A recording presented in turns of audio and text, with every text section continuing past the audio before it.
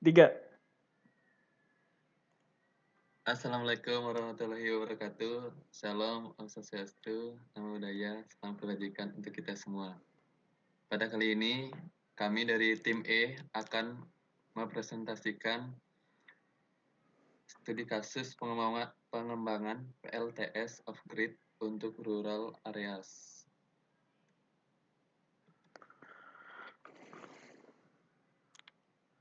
Adapun nama anggota tim E, kelas L4202, ada Kak Elvira Sagita L dengan NIM 110.226.4108. Ada Hadi Al-Bukhari dengan NIM 110.218.4192. Ada saya sendiri IGD Putukan Wijaya dengan NIM 110.228.0056. Dan terakhir ada Fakhrul Nasib dengan NIM 110.228.4079.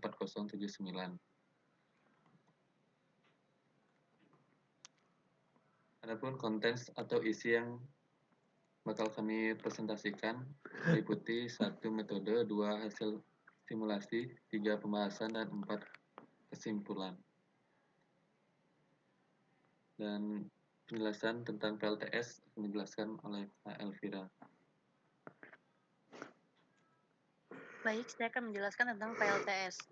PLTS adalah salah satu pembangkit listrik yang menggunakan sinar matahari melalui sel surya untuk mengkonversikan radiasi sinar foton matahari menjadi energi listrik. Untuk kerja PLTS sangat dipengaruhi oleh beberapa faktor. Pertama, faktor lingkungan, faktor temperatif PF modul, faktor kondisi cuaca lingkungan, dan faktor intensitas cahaya matahari. PLTS off-grid merupakan sistem pembangkit listrik alternatif untuk daerah-daerah terpencil atau daerah-daerah pedesaan yang tidak terjangkau jaringan listrik PLN.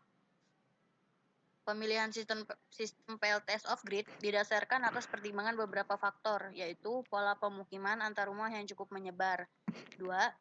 Sulit untuk mendapatkan transportasi darat, belum memerlukan integrasi dengan pembangkit lain. Modular dan mudah dikembangkan, kapasitas kecil sehingga mudah diinstalasi. Harga terjangkau, radiasi matahari sebagai sumber energi mencukupi dan tidak tergantung terhadap bahan bakar minyak. Lanjut. Untuk metode PLTS off-grid akan dijelaskan lebih dalam lagi oleh Hadi. Baik, di sini saya akan menjelaskan tentang metode PLTS off-grid. Di sini kami menggunakan beberapa komponen, di antaranya ada PV atau solar panel, lalu ada solar charge controller, yakni SCC ini berfungsi untuk mengatur arus untuk pengisian ke baterai. Lalu juga bisa menjadi menghindari overcharging ataupun over voltage. Lalu di sini setelah dari SCC masuk ke baterai bank. Baterai bank ini fungsinya untuk tempat menyimpan baterai.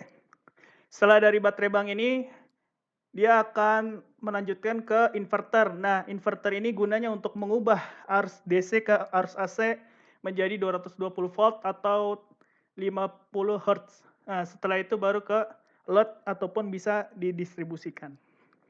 Seperti itu. Oke, lanjut komponen-komponen sistem PLTS off-grid oleh Fakhrul.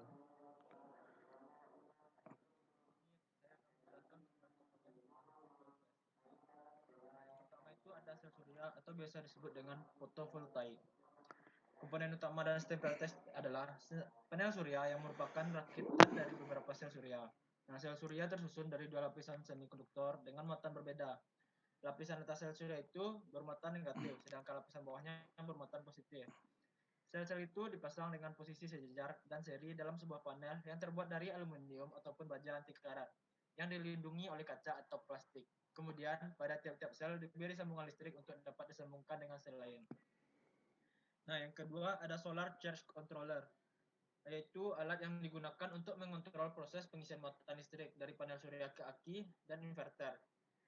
Terdapat setidaknya dua jenis solar controller, yaitu yang menggunakan teknologi PWM, Full Switch Modulation, dan MPPT atau Maximum Power Point Tracking. Solar controller PWM akan melakukan pengisian muatan listrik ke aki dengan arus yang besar ketika aki kosong, dan kemudian arus pengisian diturunkan secara bertahap ketika aki semakin penuh. Teknologi ini memungkinkan aki akan terisi dalam kondisi yang benar-benar penuh tanpa menimbulkan stres pada aki. Ketika aki penuh, solar controller ini akan menjaga aki tetap penuh dengan tegangan float tertentu. Next. Yang ketiga yaitu bidirectional inverter, yaitu peralatan elektronik yang berfungsi mengubah arus DC dari modul surya dan baterai menjadi arus AC pada sisi beban. Arus yang dihasilkan panel surya adalah arus DC. Di samping itu juga diperlukan alat ini bisa dihubungkan dengan diesel generator untuk mensupport pengisian baterai dan mensuplai beban.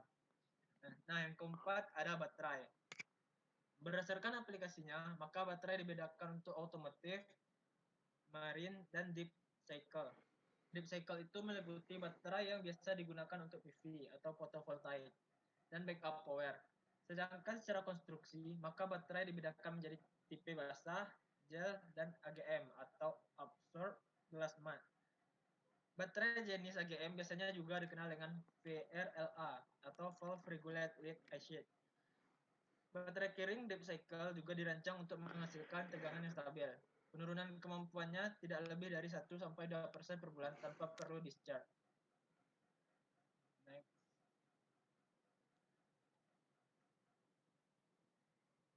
Oke, ini hasil simulasi kami. Electric load yang didapatkan dari Homer di daerah Vatuleo, Provinsi Nusa Tenggara Timur, dengan rata-rata beban yaitu 11,27 kilowatt hour per hari. Dengan peak sun 2,39 kilowatt. Lalu dilanjutkan oleh Kak Elvira. Berikut adalah hasil simulasi yang kita dapetin dari Homer. Jadi dari data Solar GHI Research pada Homer didapatkan rata-ratanya 6,36 kWh per hari di daerah Vatuleo. Dari data temperatur research pada Homer didapatkan rata-rata 27,14.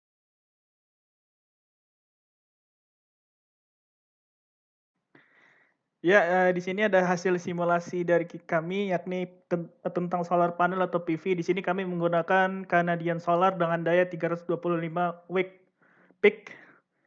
Lalu karena load di daerah Vatuleo NTT itu sama dengan 11.270 kWh, jadi kami menggunakan 12 unit PV ataupun solar panel tersebut. Next. Lanjut oleh Fahrul.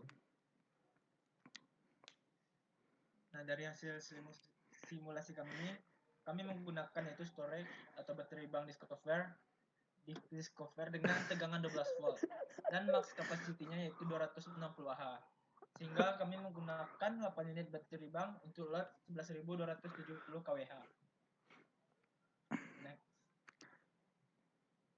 Nah, untuk terus nih kami memilih IPS 500. Kami menggunakan inverter ini karena memiliki daya dari yang kami butuhkan yaitu 500 watt.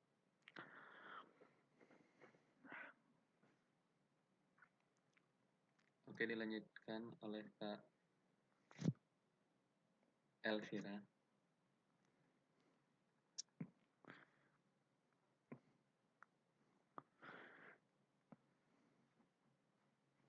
Ya, jadi ini hasil simulasi rangkaian skematik yang kita buat di Homer.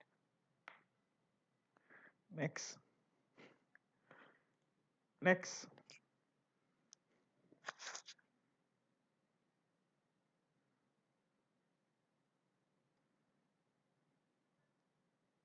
Baik. Dilanjutkan oleh Hadi. Ya, ini ada tabel hasil simulasi kami di Homer.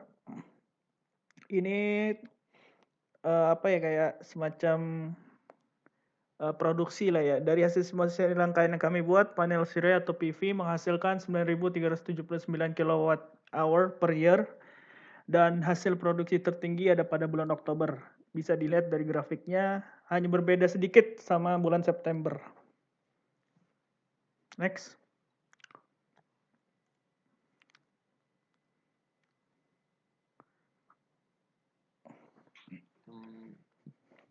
Oke, dilanjutkan oleh Fahrul untuk pembahasan.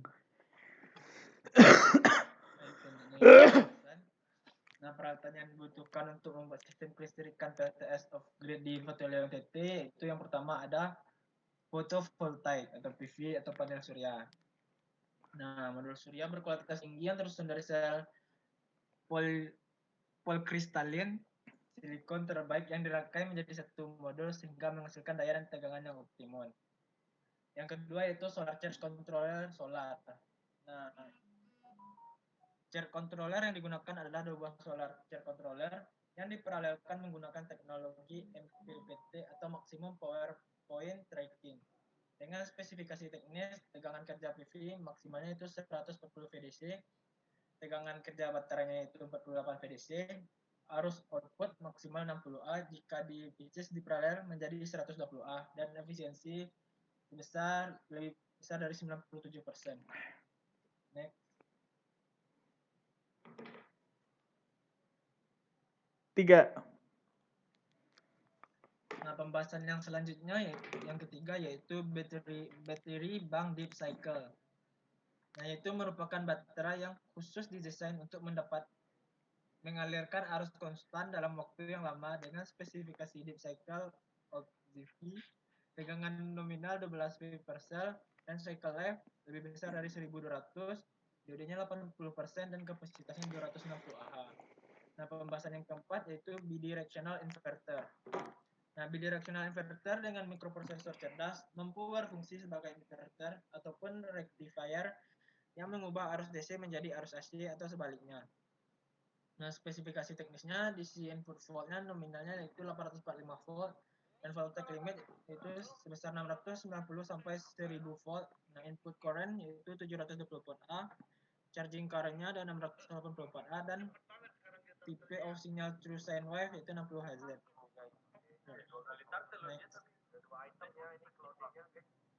Oke, pembahasan selanjutnya akan dijelaskan oleh Hadi. Ya, di sini kami akan melanjutkan yakni perbandingan antara literatur yang kami rancang ataupun kami buat dengan literatur lain. Di sini kami membandingkan data dengan literatur rancangan sistem kelistrikan PLTS off grid 1000 watt di Desa Mahalona, Kecamatan Pauti. Di sini kami membandingkan di panel surya di Desa Fatuleo yang dibutuhkan ada 12 buah, lalu di Desa Mahalona 4 buah. Efisiensi sel itu efisiensi dari baterainya itu lebih besar 16,94%, dan di Desa Mahalona itu lebih besar 15%. Lalu ada daya maksimum kalau di Desa Fatuleo itu 325 wake peak, lalu di Desa Mahalona sebesar 260 wake peak. Lalu ada kapasitas arus baterai yang digunakan di Desa Fatuleo itu digunakan 260 ampere hour. Lalu di Desa Mahalona digunakan 160 ampere hour. Lanjut. Di sini kami juga membandingkan data di spesifikasi bidirectional inverter. Di Desa Fatuleo spesifikasi teknisnya DC input volt itu sekitar 845 volt, voltage limitnya dari 690 sampai 1000 volt.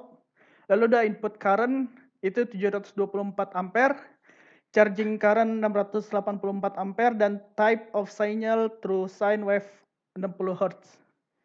Lalu ada di Desa Mahalona, spesifikasi teknisnya itu DC input voltnya sekitar 50,4 volt, berbeda jauh sama di Desa Fatuleo, dan input voltage-nya limitnya 40 sampai 64 volt. Lalu ada input current 131 ampere, charging current 100 ampere, type of signal through sine wave-nya 50 Hz, dan output power-nya 1 kilovolt ampere. Oke, terakhir kesimpulan dilanjutkan oleh Kak Elvira.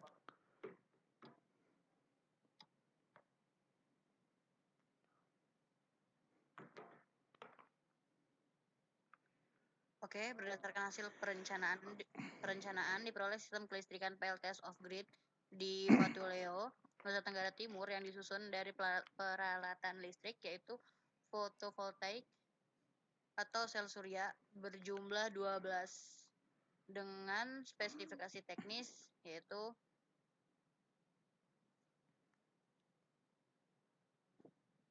tipe sel polikristalin.